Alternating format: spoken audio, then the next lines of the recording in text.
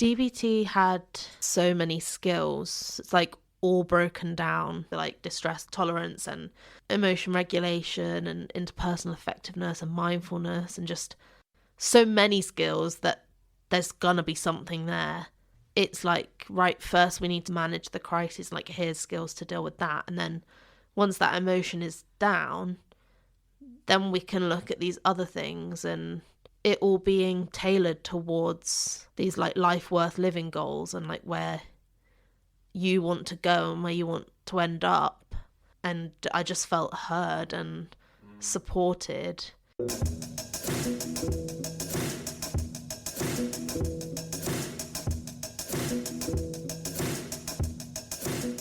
Hello everyone, welcome back to the podcast. Today it's Alex, and we're back with our fourth lived experience episode, where I sit down with Katie to talk about her experiences getting treatment from the mental health system and navigating the mental health system. We talk about different kinds of therapy she's received, including Cognitive Behaviour Therapy, CBT, psychodynamic therapy, Dialectical Behaviour Therapy, DBT, and we talk about the ups and downs of her journey, including going into crisis, going into A&E frequently, being under different mental health teams. We discuss issues around diagnosis, and we talk about depression, anxiety, how Katie sought and got a diagnosis of autism, and also how she struggled with emotional instability. We talk about what ultimately helped Katie make deeper, meaningful change in her life, and how that's now put her in a position where she can help others. A couple of caveats about today's podcast. We talk about the benefits and the drawbacks of different forms of therapy and some specific medications, but these are really benefits and drawbacks as they relate to Katie herself, and they shouldn't be taken as recommendations for any one individual listener, but rather the goal of a conversation like this is to help the listener become more conversant around different forms of treatment, including therapy and medication, to inform their discussions with their healthcare providers. If you're a new listener, welcome to the podcast. Here you can access conversations all about mental health. Whether you're a professional or a layperson, there's something here for everyone. If you're an old listener, welcome back. Wherever you're listening, please like, follow, subscribe, leave us a rating. Any of that would help. And if you'd like to support the show, you can go to buymeacoffee.com/podcast8 or check out the Buy Me a Coffee link in the description of each episode. As always, thank you very much for listening, and please enjoy today's episode.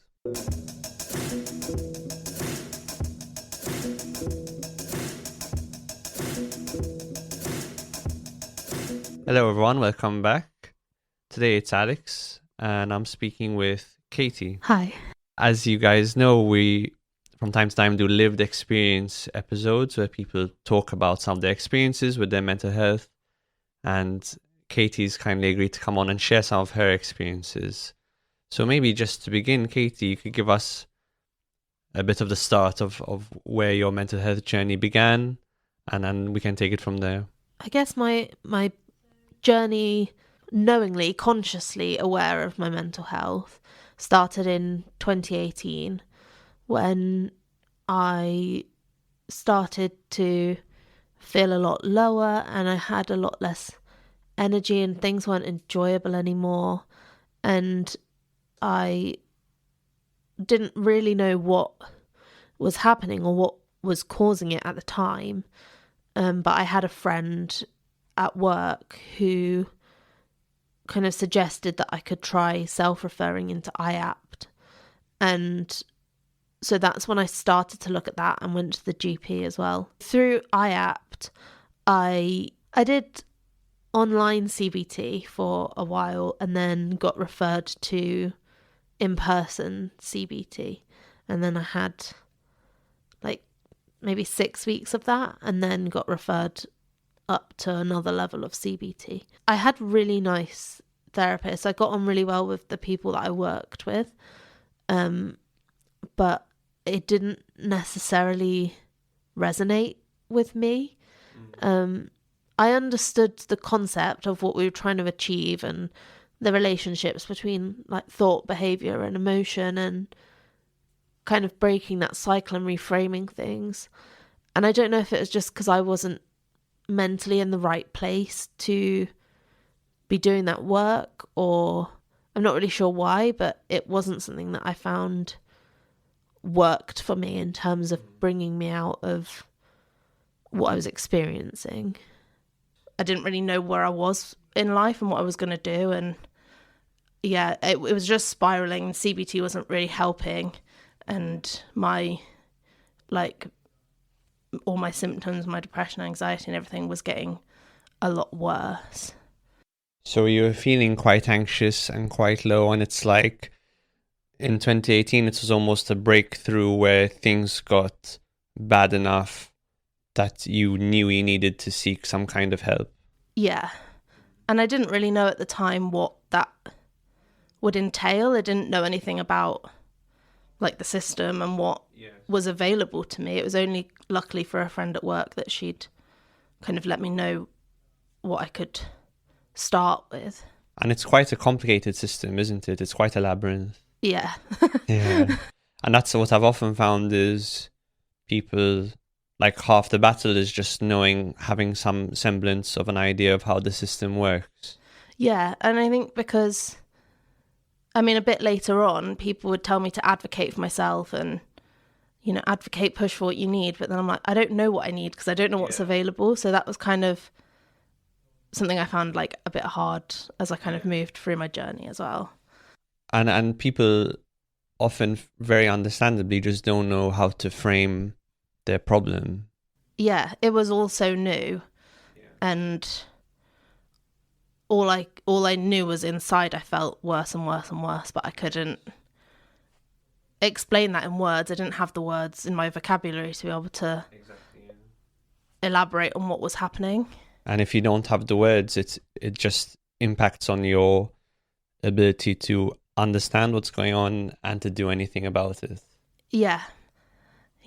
So you accessed IAPT, which for people who don't know, that's improved access to psychological therapies. So it's usually GPs can refer people to it to get things like cognitive behaviour therapy, which you had. Yeah. And that's a therapy that's often offered for people who are experiencing things like anxiety and depression. How was CBT for you? What was your experience of that like?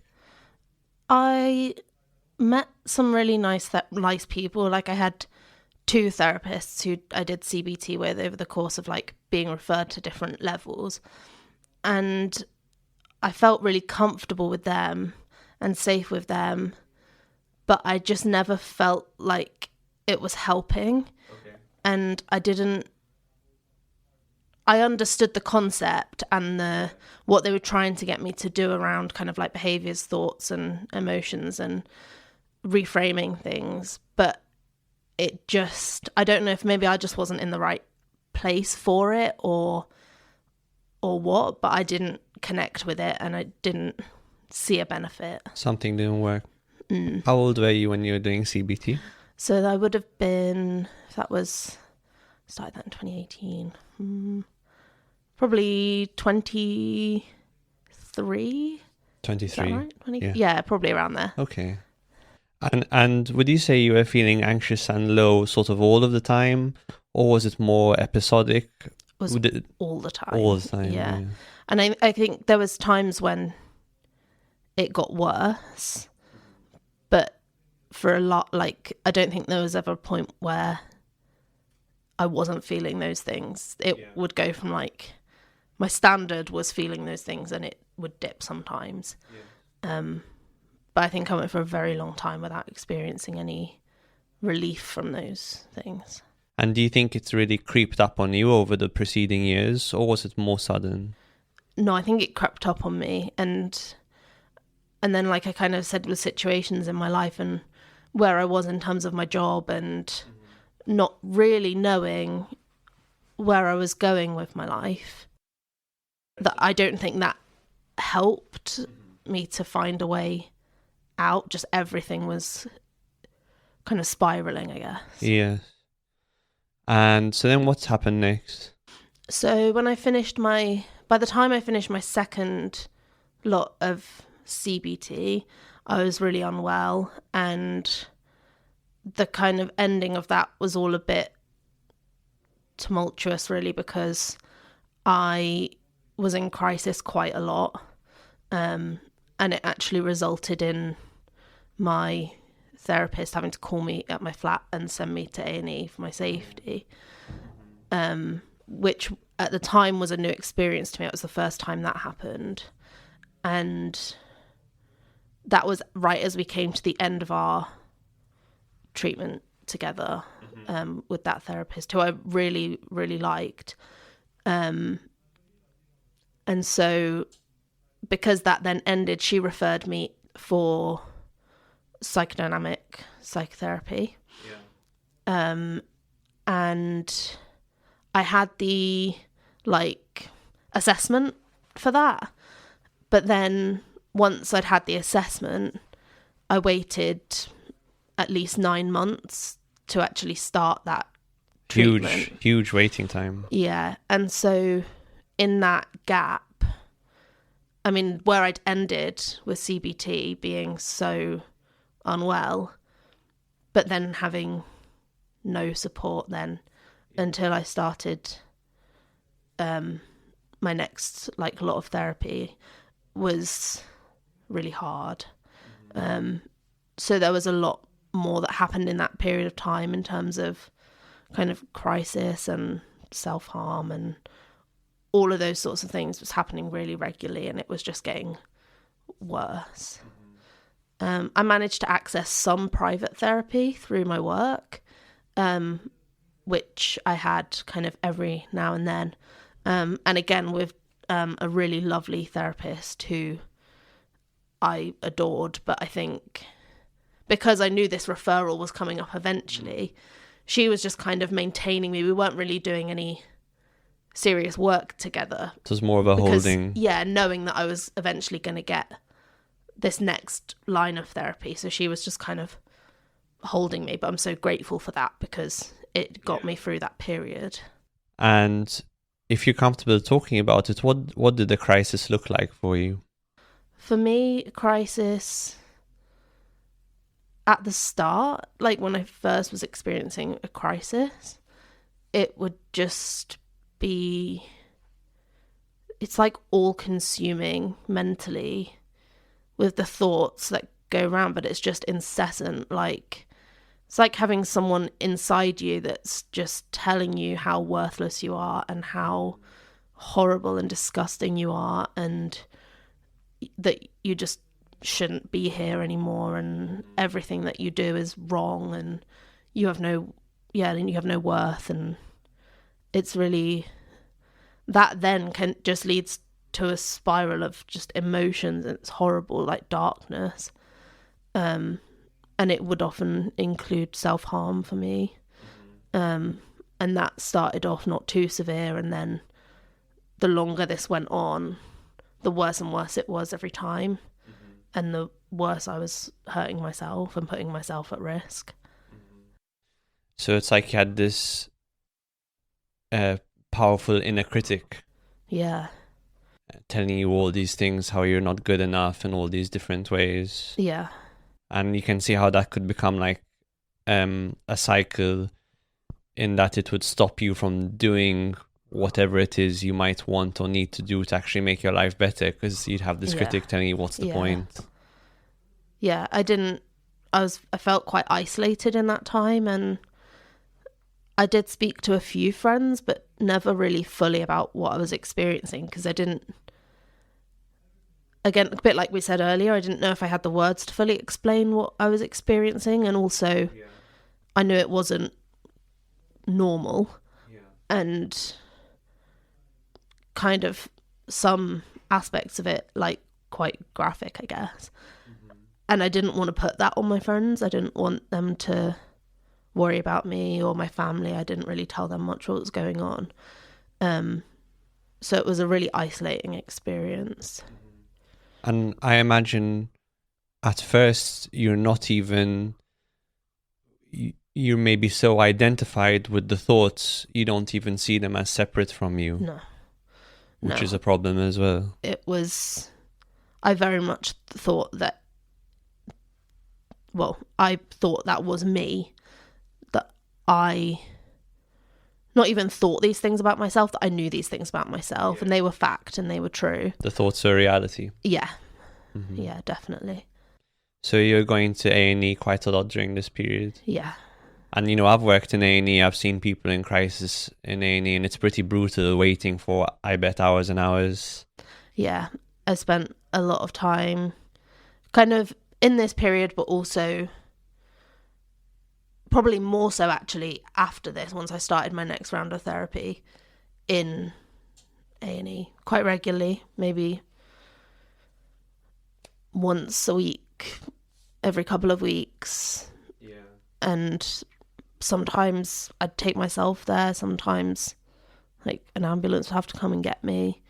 And I don't know, even still looking back on it now just seems surreal. Like I don't think I can still quite believe that I experienced some of the things that I did.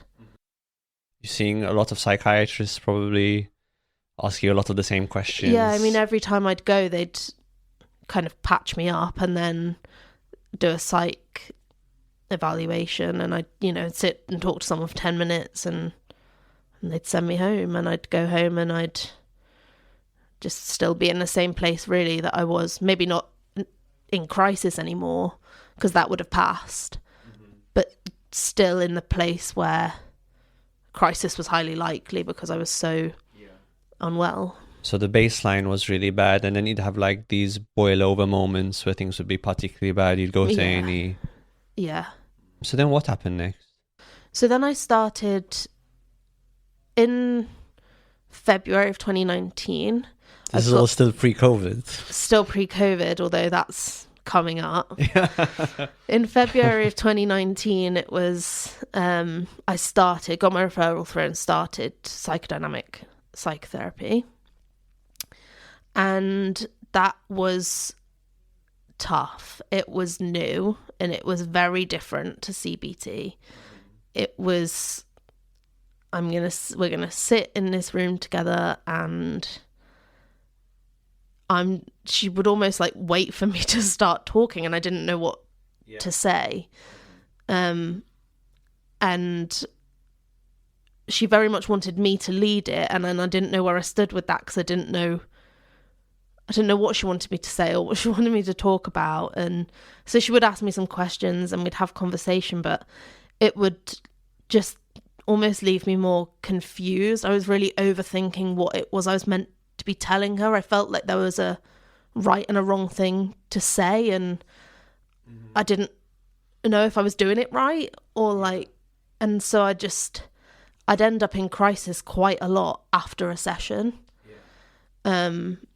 Which was really hard, and I'm still not sure why. I don't think we were the right match as a therapist and a client, and I guess that was the first time I'd really experienced that, because in my CBT journey, although I didn't feel the CBT was necessarily beneficial for me at that time, I really connected with the therapist that I had, and I think this was the first time that relationship hadn't maybe been the right one.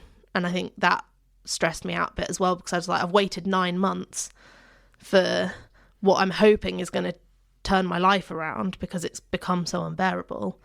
And now here I am, and it doesn't feel right.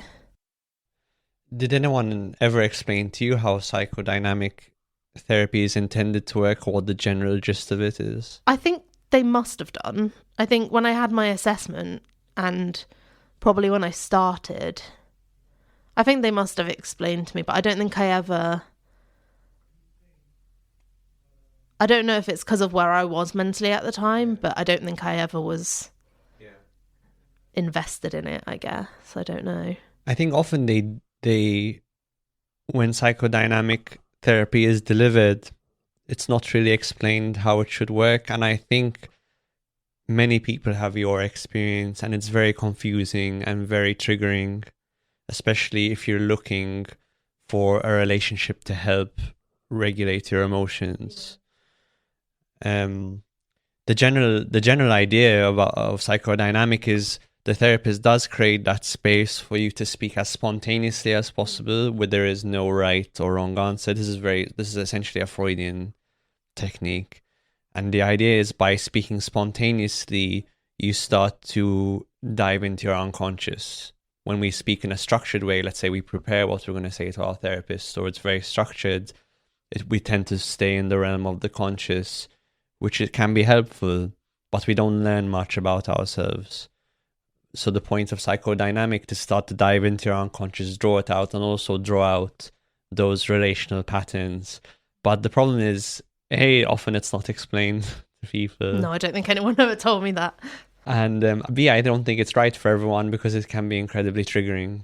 Yeah, I think it tied along with as well, in kind of just before I had my assessment for that therapy, is when I'd initially started thinking that I might be autistic. That was like something I started thinking, and more research I did, and really resonated with a lot of the aspects of it.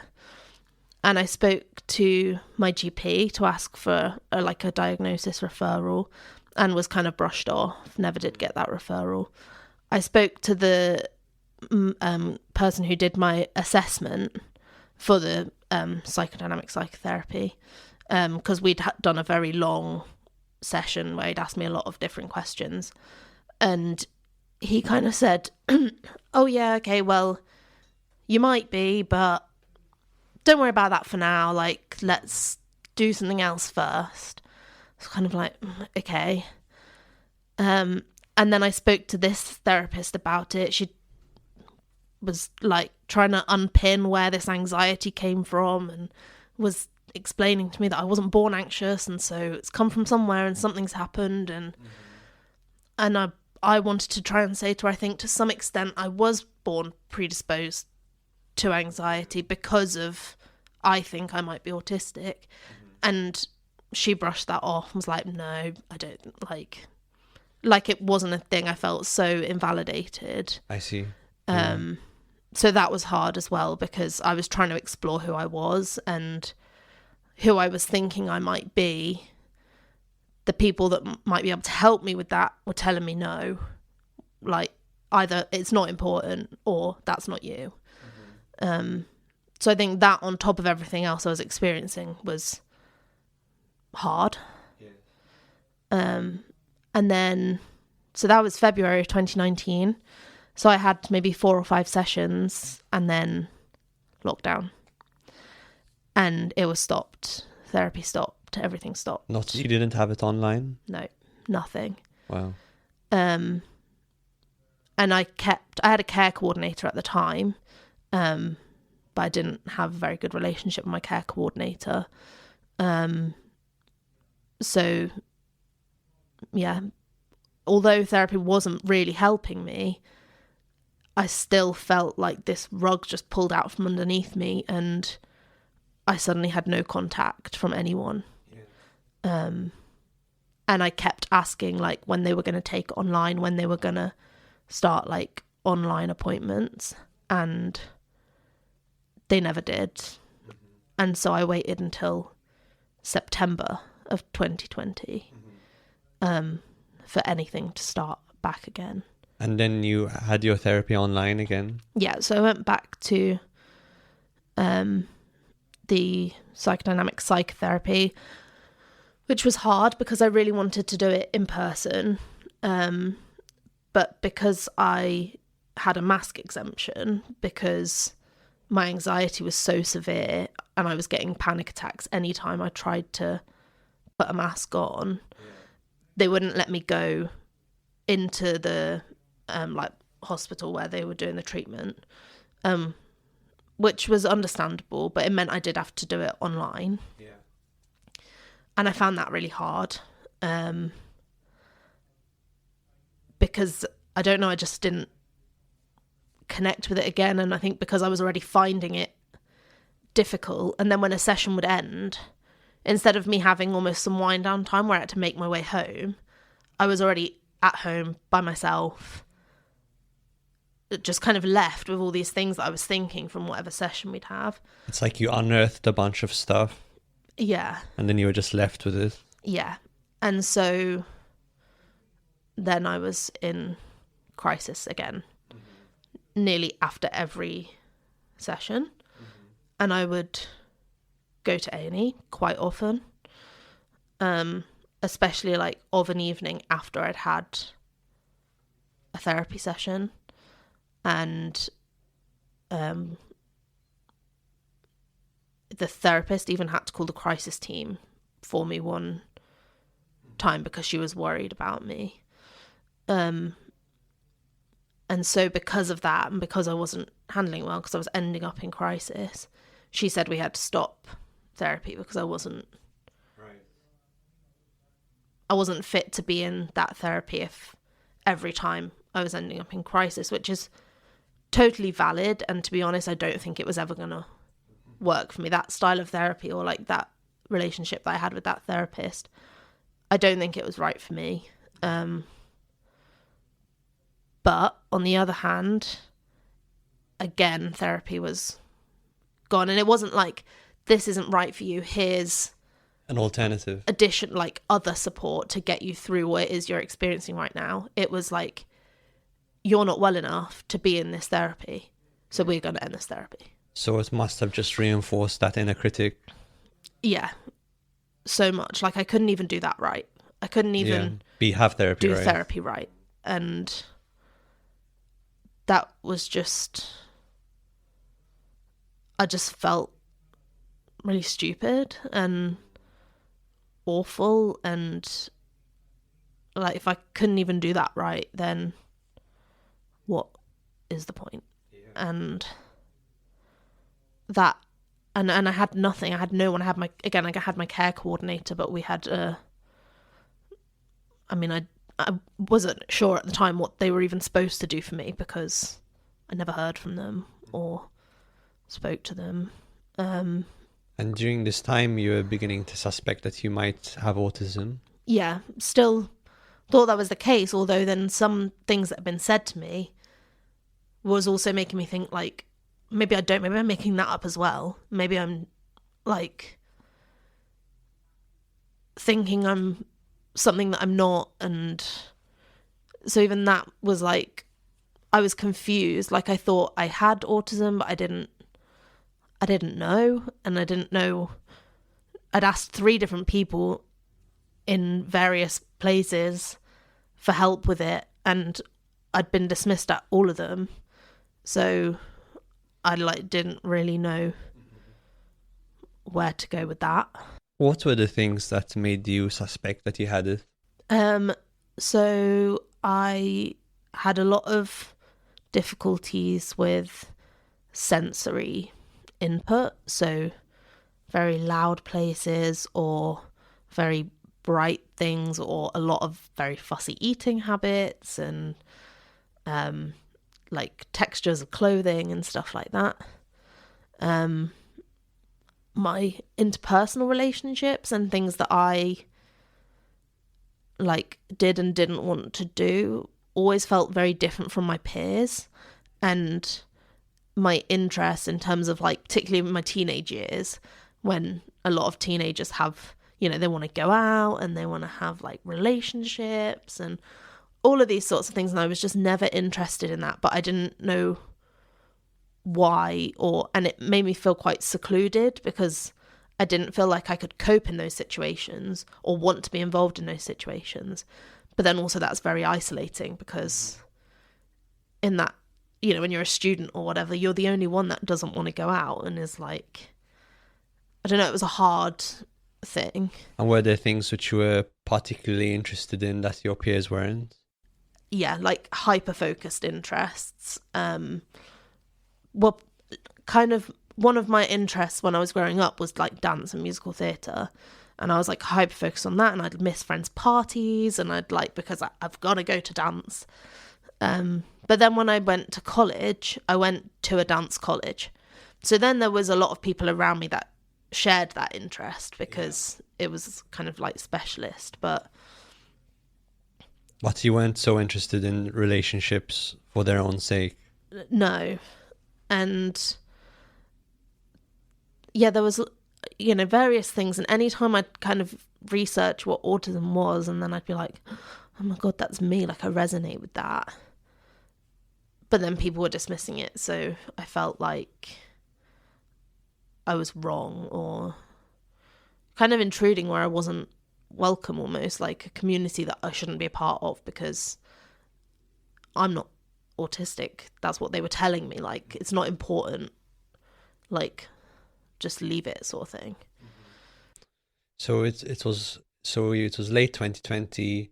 You continued doing psychodynamic therapy online. It ended because you were in crisis and you just left, feeling even worse. And then what happened?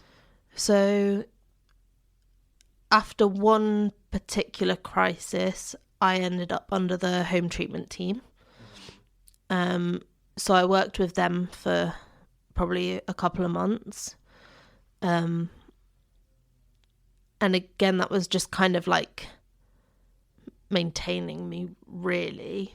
Yeah, for those who don't know, the home treatment team is kind of like an in-between outpatients and being in hospital. They see you most days, they call you, they might give you medication. Were you on any medication at this time? Yeah, they would bring me my medication because kind of the crisis that led to it, basically I'd stockpiled and like prepared to take a lot of medication.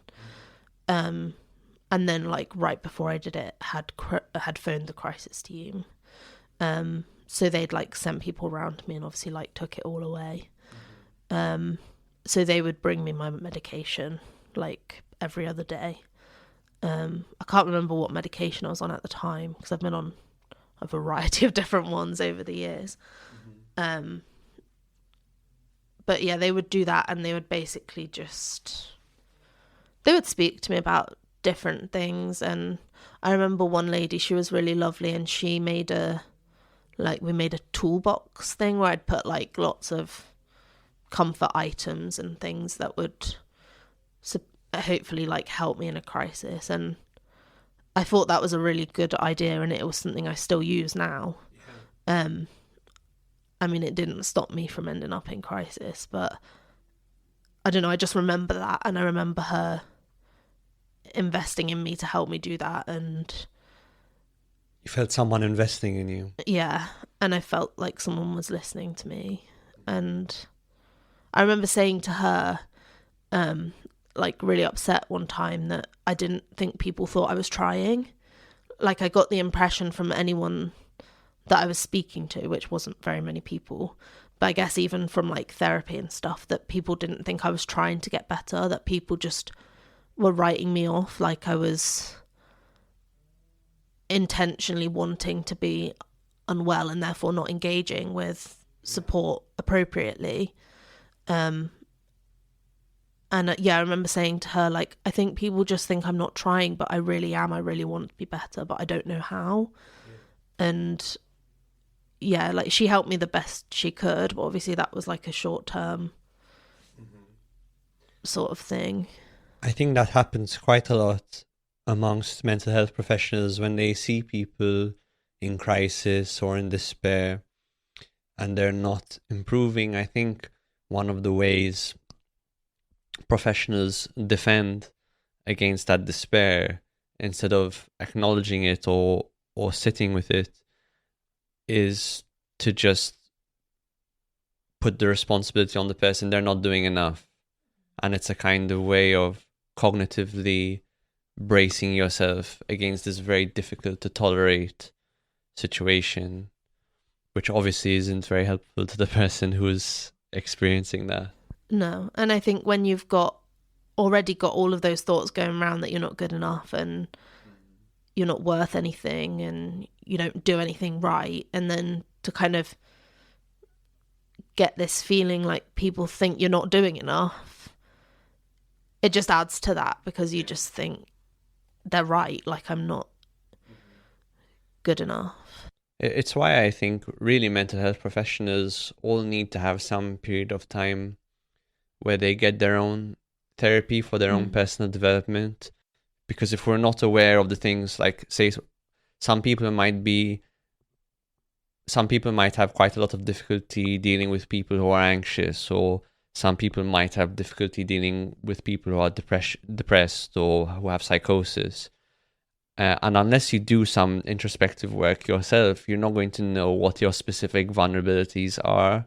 And then that will put you in this position where you can very easily practice in a less than ideal way. Yeah. And what it kind of feels like to sit on the other side of the... And what it feels like to sit on. Yeah, that's hugely valuable, yes. Yeah. So then what happened after home treatment team? Sorry to interrupt. This is Wolfgang Amadeus Mozart. And as a fan of the show, I'd like to encourage you to follow and subscribe wherever you listen. If you like the show, you can share it with a friend. And if you'd like to support the team, you can buy them a coffee using the Buy Me a Coffee link in the show notes. As always, they'd love to hear from you. So if you have any feedback, you can follow them on social media, or you can email the team at podcast@modslearning.com. So after the home treatment team, I spent more time by myself, not getting better. And were you living by yourself? Yeah. So when it all started, I was living in a flat share with friends that I went to college with. And then at the end of, I think it must have been 2020, so before I was under the home treatment team, I'd moved into a flat by myself, which I think had pros and cons to it, because I had my own space and I could spend more time not in my bed, for example, because in my old flat, my shared flat, that was like the only space I had that was mine. So I kind of had a better space in that sense, because I'd spend more time like in the living room or in the kitchen or things like that. But also at the same time, I had a lot of my own time with my own thoughts, and that wasn't great. Were you working, studying, or how did you spend your time? Working. So in the summer of 2019, I got a job. I was just doing like admin at the time. And the people I met there, well, I still work there, and the friends I have there that have supported me there are incredible, and I can't like thank them enough for what they've done for me and helping me get into like the private treatment when I had that really long break. And so I don't think they've ever known, maybe like one friend has known the full extent of most of what's happened. And then maybe a couple of others know a little bit of my history, but not to its full severity, I guess. So then after I was under the home treatment team, I think after another visit to A&E, I got referred to the Listening Place, which is like a charity, and I would go there every other week, just to speak to someone and voice like what I was experiencing. And that was good. It made me feel like I had at least something. And it was actually in a conversation with a lady at the Listening Place, and I explained to her about this feeling that I was autistic and what was happening with that. And I came out of that session and just thought, look, I need to do something about it. If people aren't going to hear me in the NHS system, then I just need to do something about it myself. And I went home and I booked myself a private assessment. And then because it was private, it all happened very fast. So in like a few weeks' time, I'd had the assessment. And so by the middle of 2021, I got my diagnosis of autism spectrum disorder. And that was life-changing, because I finally felt validated and like I wasn't wrong, and that is me. You felt that it helps you, the diagnosis helps you understand yourself. Yeah, so much.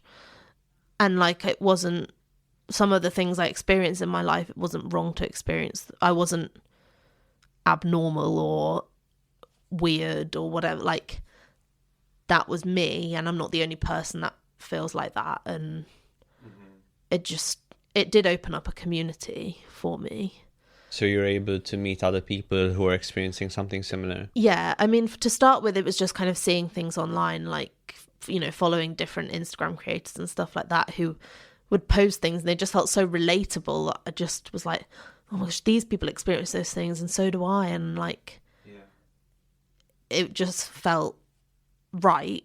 And then it wasn't until I think March 2022 that I went and did a walk that the National Autistic Society were doing for fundraising, and I met a good friend there who was kind of like the first friend I made, I guess, that was also autistic, and that was a big deal because I had a friend who I could relate to and share my experiences with. But after the listening place, I think I had like 6 sessions there, so it was over about 3 months. And I had a different care coordinator now who I also didn't really get along with. And I'd kept asking him, I'd kept saying, like, I need support, I need help, I need therapy. Like, I know that therapy wasn't right for me, but I'm still really unwell. I'm still in crisis so often, and I can't fix it myself, and so I need help. And like places like the listening place was great, and I went to the recovery space in Croydon for a little while. And again, they were great, but it was maintenance. It wasn't... It was more superficial. Yeah, it was basically trying to keep me safe as opposed to helping me get better. Yeah, trying to change something. Yeah. And so finally I got to speak to a psychologist in the locality team, and that was probably the end of 2021. So I'd been out of therapy for nearly a year, and I finally got this appointment. And so I sat with her and told her everything and the experiences that I was having with my care coordinator at the time and my diagnosis. And she said to me, like, then we definitely need to work with that diagnosis in mind, and we need to work alongside that. And I was like, thank goodness, because finally someone was saying to me, like, it was an important part of my journey, and that I was only going to be able to get better if we worked with that and not like pushing it off to one side. So I finally felt like someone was validating what I was experiencing and was going to help me. And she wanted to take my case to the review panel or whatever it is they have and try and get me referred into DBT. And then that took like a couple of months, and there was a bit of disappointment because it didn't happen when it was meant to happen.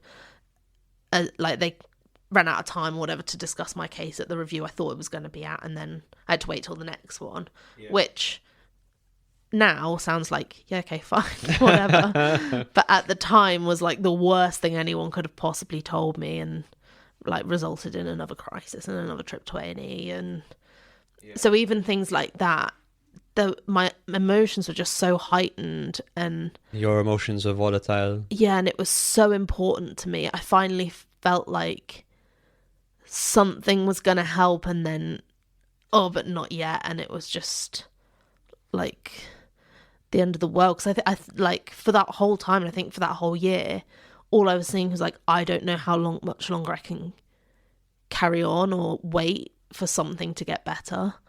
Like, there's going to have to come a point where I say, that's it, that's enough, I've had enough. And every time there was a setback, I didn't know if I would, like, make it to whenever the next time was. Like, time seemed to go on forever, like a week. Having to wait a week for something even was, like, the longest time. And I guess people are telling you about DBT, but you've already had 2 experiences of therapy that haven't worked. Yeah. So it must have all seemed very uncertain. Yeah, and yeah, I knew not a lot about it. She tried to teach me a few skills from it to help kind of like distress tolerance skills to help try and see me through and get me through. And she was telling me like it was really good. And I think by this point I also had my diagnosis of EUPD.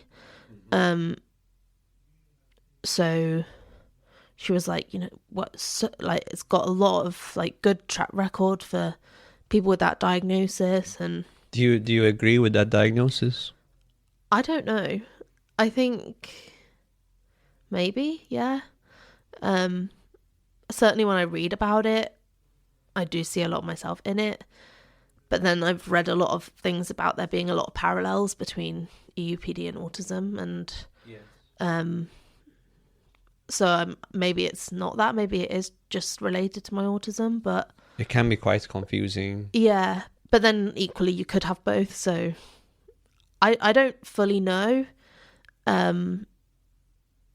I'm less bothered about that because if it's on my diagnosis list and it's enabled me to be considered for this like other form of therapy for DBT, then that's all for the good. So just for people who don't know, so EUPD stands for emotionally unstable personality disorder, and it can be quite controversial. Personalities and disorders in general can be quite controversial, but what it refers to is really issues including having emotions which are very volatile, unstable relationships, fears of abandonment, that kind of thing, self-harm, going into crisis, that kind of a thing. Yeah. But it can be complicated, but it sounds like you took quite a pragmatic view. Yeah, I guess like that, if it was going to help me get like help, then great. And I did resonate with a lot of the things that it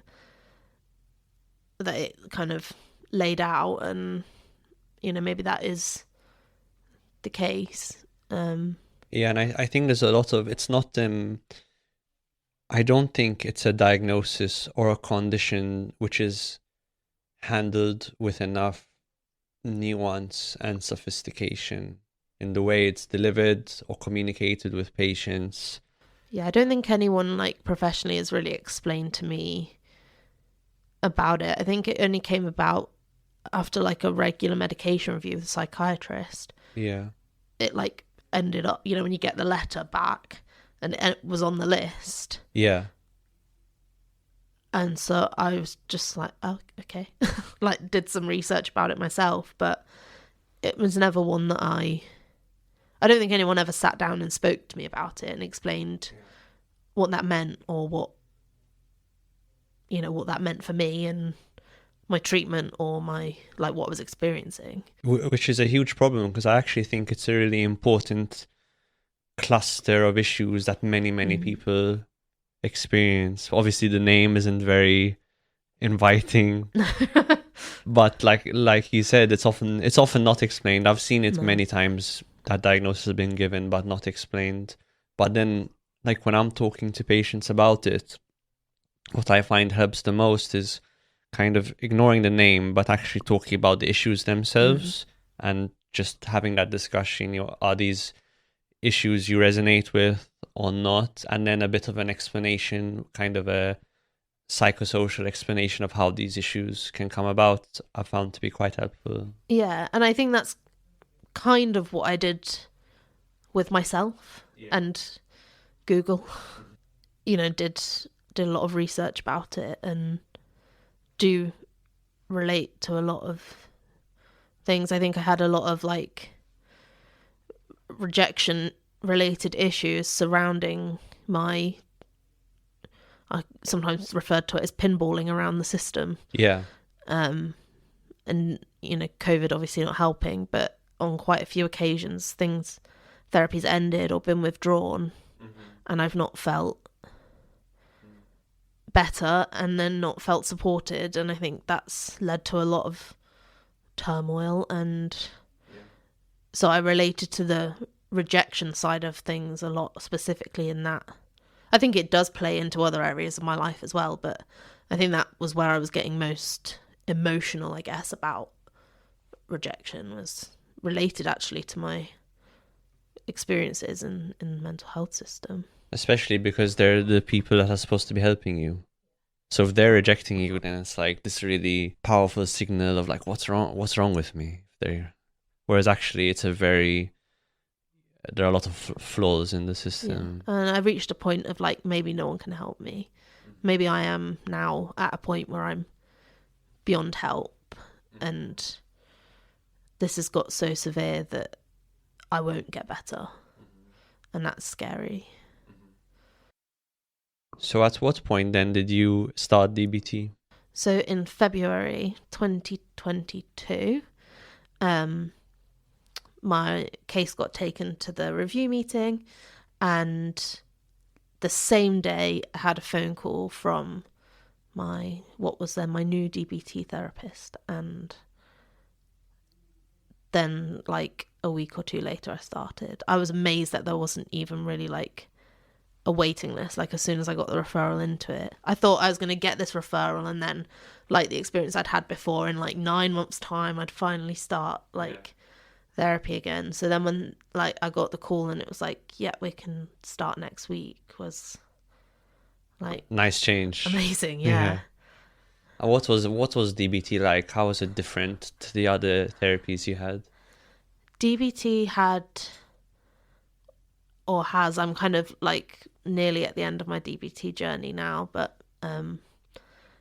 there's so many skills. It's like all broken down into like categories, and then there's just loads of skills within each category. So like distress tolerance and emotion regulation and interpersonal effectiveness and mindfulness, and just like so many skills that there's gonna be something there that works. And I think that package and the way it's like, right, first we need to manage the distress, manage the crisis, like here's skills to deal with that, and then once that emotion is down, then we can look at these other things, and it all being tailored towards these like life worth living goals, and like where you want to go and where you want to end up.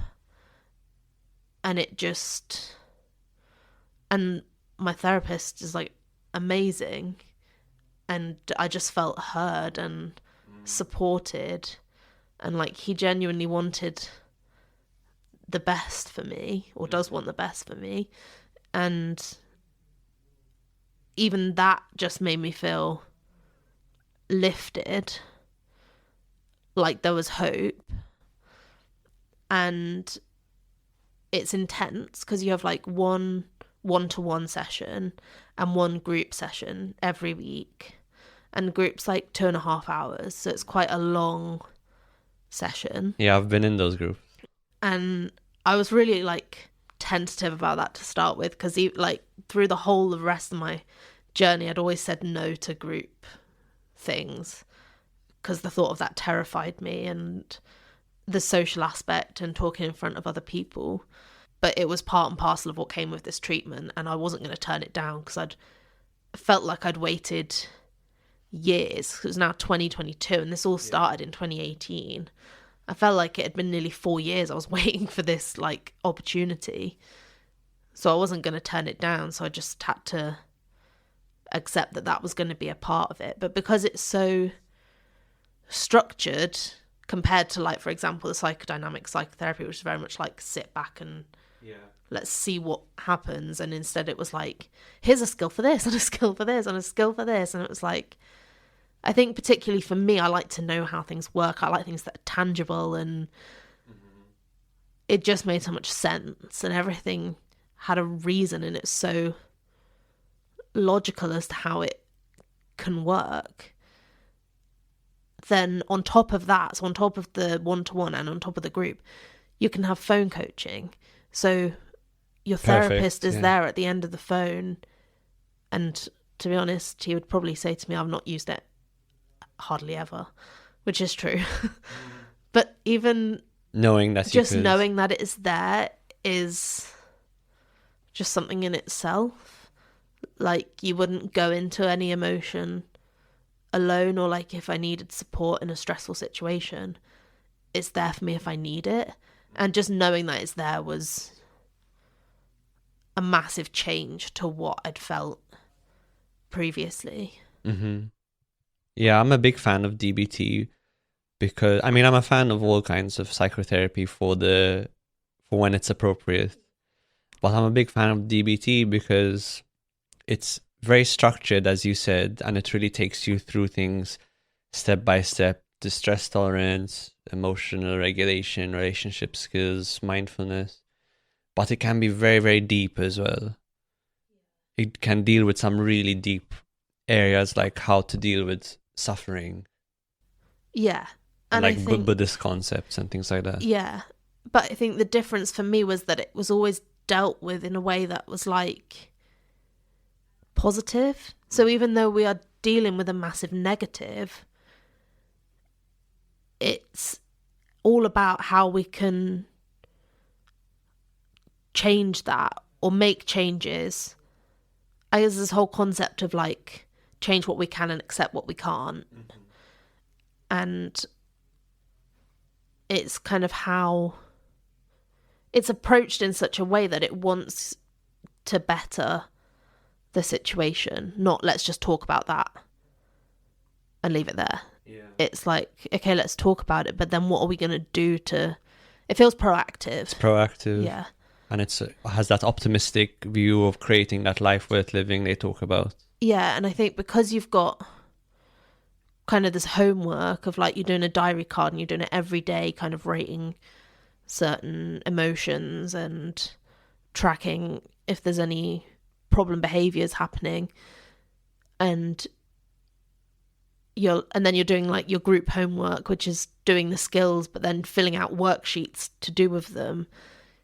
You can like tangibly see the progress that you're making as well in quite a black and white way, which I think is then encouraging for you to carry on, because you can see progress. You can see it on paper that things are changing, and that's like positive in itself. What are some of the most, if you could pick a couple of skills or lessons that you learned from DBT, what are some of the most valuable ones for you? That's hard. 'Cause there is a lot. Yeah, there is a lot. I mean, I think to start with, when I first started my DBT journey, like the distress tolerance skills were vital.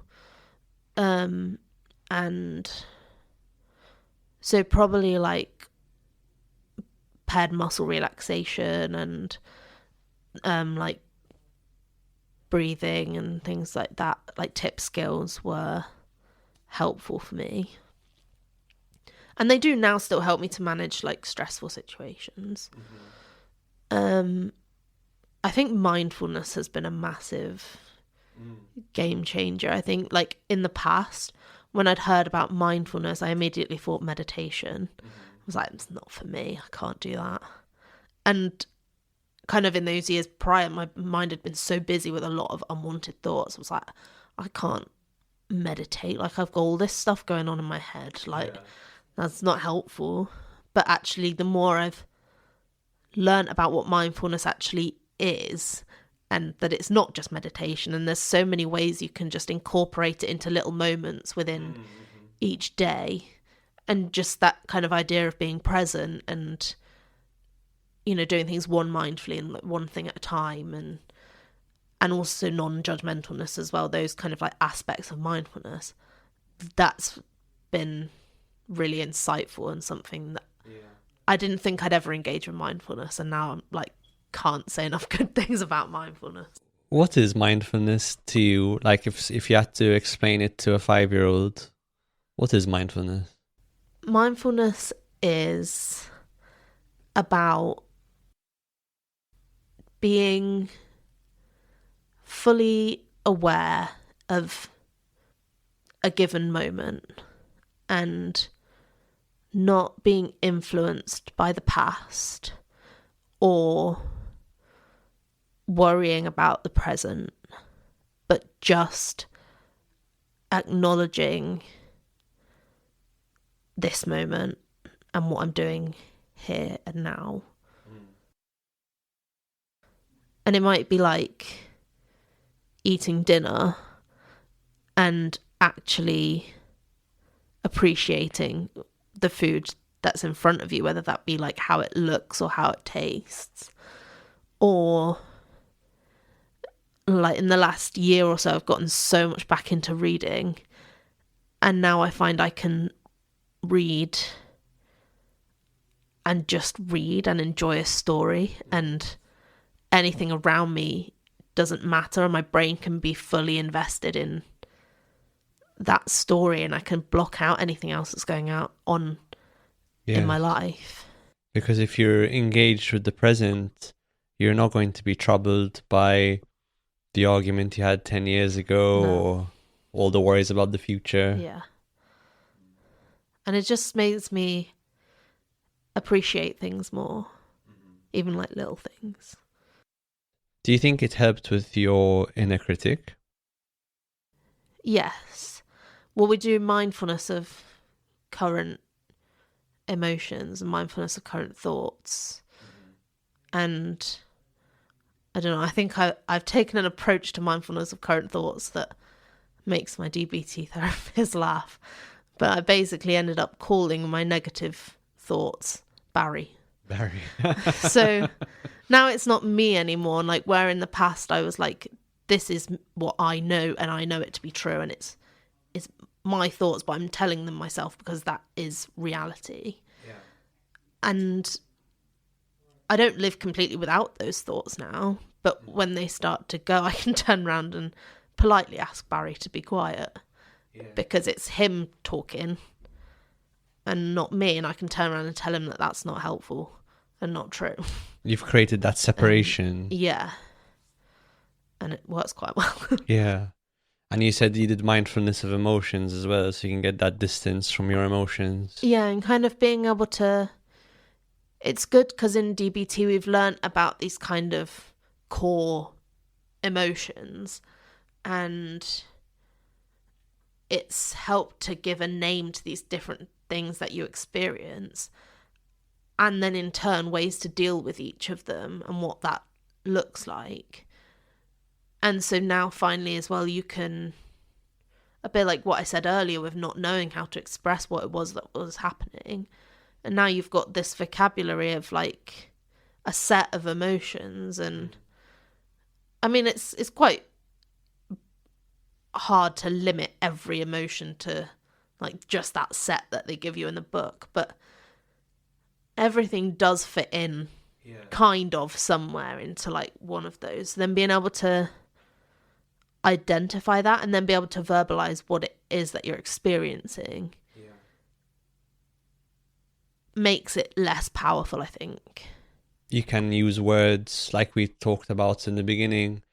Words help you capture some truth of what you're experiencing and then manipulate it and make it a bit more manageable. Yeah. And by knowing what it is, you can do something about it. Mm-hmm. But when you don't know what it is, you don't know what to do.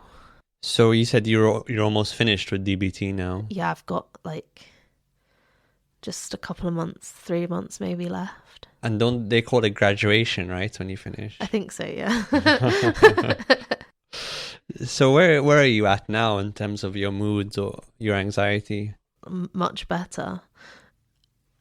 I think I'm always going to be prone to these maybe like periods of depression, or I still feel very anxious in a lot of situations, but I now have skills where I can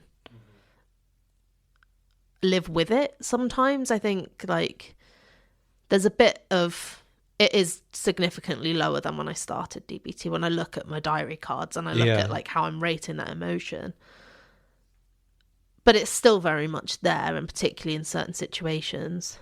My mood is definitely better. I have periods where it's not so good, but it's on the whole much better. And like the last time I had like a bout of depression, I came out of that much faster than I ever have in the past. And that was like, I actually did it and I came out of it, and that was, I don't think that was something I needed to go through as well to prove to myself that like You can come out of it. I can come out of it, yeah. And everything else unhelpful, like self-harm and suicidal urges and things like that, are all off the table now, and that Amazing. is, yeah, a big deal. Yeah. And you're working at the moment? Yeah, so I'm still in the same workplace. So I work at a ballet school, so I'm still in kind of my dance realm where I always was. And I started there as an administrator, and then in the lockdown in 2020 I transferred into their student support role. So I work in student support now, and I look after all the students there and their mental well-being and anything else that they need, like basically their mum away from home. That must be quite rewarding to give back in that way. Yeah, I love it, and I just like my work to, I want to give them what I didn't have, because on reflection, although I say this started in 2018 because that's when I first became aware that my mood was very low, that actually my experience in a full-time dance college, and obviously being undiagnosed autistic as well, there was a lot going on there for me mentally that I wasn't aware of, but we didn't have anyone. There was no one there to speak to or check in we were okay, and that's something that I strive to give now to the students that I work with, so that they don't follow the same path that I've had to go down. And I think that's helped me as well, because it's helped me find meaning and accept what I've been through, because I could really resent what I've had to experience, and some of the things I've experienced were really, really hard, and like unfortunately, like now I'm diagnosed with some PTSD as well, following like some of my crises, and things I've experienced having to like go to hospital and stuff.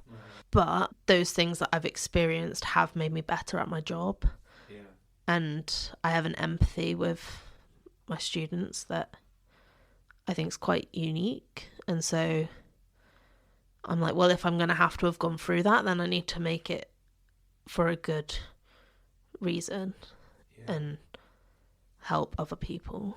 Yeah, it gives you that sense of greater meaning and that ability to, because the problems you've experienced, like you said, although they were very difficult, they now make you what I like to call uniquely qualified. Yeah. Yeah. On paper, I don't have that many qualifications yet. It's something I'm working on.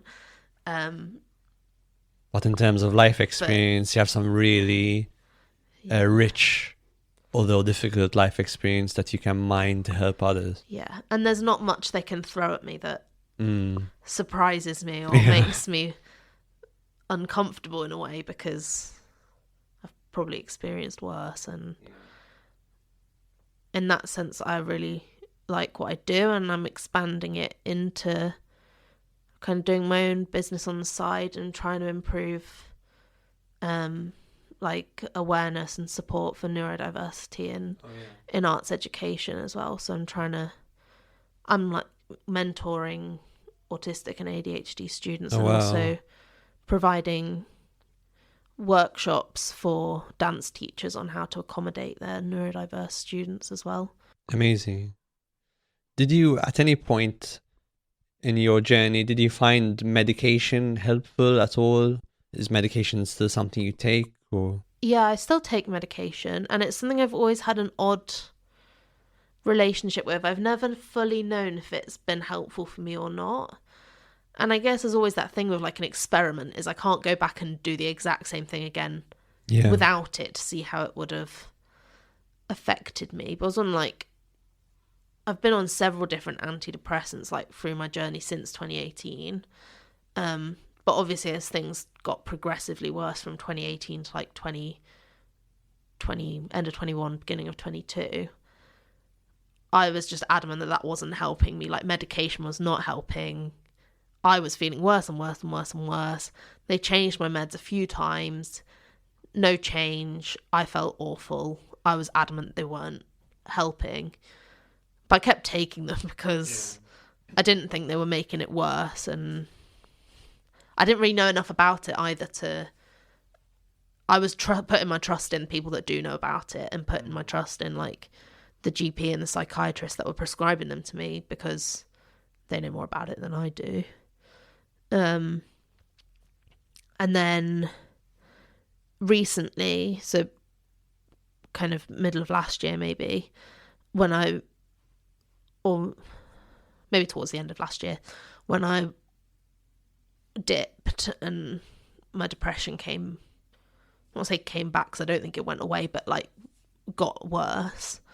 And I spoke to the psychiatrist then, and he prescribed me an additional medication that I've been on before, but not in combination with these other medications I'm on. So now I'm on 3. And like I said earlier, I did pull out of that episode like a lot faster than I might have done in the past. And I guess there's no way of knowing if the medication contributed to that, or if just, you know, being in DBT and all the work I was doing there has contributed to that. So I don't know if It's not very clear. Me. You know that medications, when you had them by themselves, it didn't seem to help much. No. Now I'm on like a combination cocktail of various different things, and I don't know if it's helping, but I keep taking them because I'm doing okay, and I guess we'll... Do you have any side effects from them? Not currently.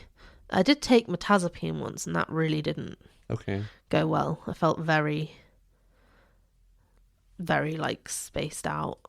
And that's actually, well, I do. So I have a side effect from one of the things I take now is quetiapine, and they say to take it at night, and that's fine. I do take it at night, but I never really knew why. Like, I didn't realize the effect it was having on me because I was like going to bed until I missed it one night, and then woke up in the morning, I was like, oh, I forgot to take it last night. I'll take it now. And then I was on my bus halfway to work, and I like thought I was going to pass out, so I had to go home quickly and get back in bed. So now I do realise that one does something. What dose was that? Only low. It was like, what's the lowest? Like 25? Yeah. Yeah, but even at that dose, it can be very sedative. Yeah. I've realised that, and I've learnt my lesson as well. If I forget it, don't take it in the morning. Were there any piece of media, like books, films, podcasts, which really helped you, do you think? I think social media helped me a lot with regards to my autism journey and relating to different people with ASD on there. And I have read a couple of books or listened to an audiobook, but I can't think for the life of me what it's called, written by someone with autism, and that resonated a lot. I've not ventured much into mental health, mental illness media. I am aware, and I see it on TikTok quite a lot. There's a lot of content creators that are kind of sharing their journeys with mental health. And I think once you see one and you start following them, you get in your For You page like everyone else. But I am aware that I have to be careful with that, because I do find some of it triggering sometimes in terms of like flashbacks of my own experience, and sometimes it could increase kind of self-harm and suicide urges when certain things are talked about in a specific certain way. So although I do resonate with watching those sorts of things, and I do watch them, and it does make me feel less alone, and I think there's so many positives in that like building that community online, but I just know I need to approach it carefully and at the right times, because I am vulnerable to triggers. Yeah. It's nice to hear that social media was helpful in some way. You don't hear that much. Yeah, I think you've got to strike the right balance. Find the right channels as well. Yeah. Ones that maybe aren't so designed to be sensationalist. Yeah. And I think it's just knowing yourself as well, and knowing what you can tolerate and what you can't, and when to look after yourself and say, no, I shouldn't watch that because I need to look after myself. Which they focus on in DBT quite a lot, I would think. Yeah, and there's a lot of, just generally in DBT, there's a lot of skills that are designed to accumulate positive emotions and self-soothe and kind of like improve the moment sort of skills. So there is a lot of, looking after yourself sort of pulled into it. Recognizing your nature and Yeah. working with it almost like a chess game. Yeah. And just acknowledging and it being okay, like what you can and can't do, and it's not a problem. If you knew someone who was kind of where you were in 2018, struggling and quite isolated, what advice would you give them? I think my advice would be to speak out, and I do think the advice of advocate for yourself and push to get things if you need them is good advice. But I'd probably pair that with try and find someone, connect with someone, whether that be on social media or like via a mentor or something, who has experience, so that they can help guide your advocating, so you know what it is that you want to ask for, or what you can ask for. Someone, because I feel like now I'd be in such a better position to say to someone of my 2018 self, like, you can ask for this, not just like advocate for yourself, but What who to knows advocate what for. Yeah. Someone to help you navigate the labyrinth. Yeah, I think so. Definitely. Well, Katie, it's been wonderful talking to you. It's been great to hear, that although it was difficult, you've been able to get some greater meaning from your experiences. And I think this conversation has also outlined some quite important problems that the mental health system at large still has.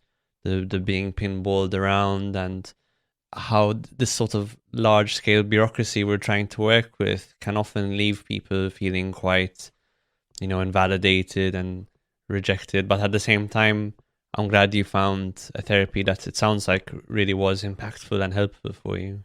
Yeah, definitely. And I think for me, one of the biggest things has just been maybe for, I guess, because neurodiversity and neurodiverse conditions aren't perhaps so understood, and I'm making a presumption here, but I'm presuming kind of when psychotherapists and psychologists and psychiatrists and people like that, maybe not psychiatrists so much, but you do your training and there's so much about mental health conditions, but maybe less so about kind of neurodiverse conditions. And actually, like, the stats on the amount of people with autism or things like that have mental illness because of how they see the world. So there's probably quite a lot of neurodiversity in service users, but that's maybe not acknowledged because it's not something that those working in the service know about. And I think that was almost why it was dismissed for me. It was not because people didn't think about it, but just because people didn't know about it and were kind of like, well, that's not really our area, like, do this instead.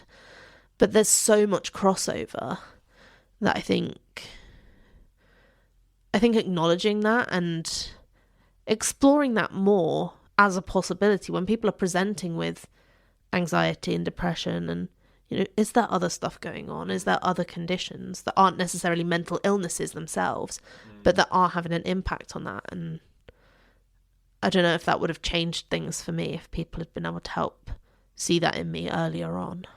Yeah, I think that's a good point. I think there's still a lot we're trying to figure out, both about autism itself, but then also how autism might interact with other more common mental health issues like anxiety, depression, emotional instability, and so on.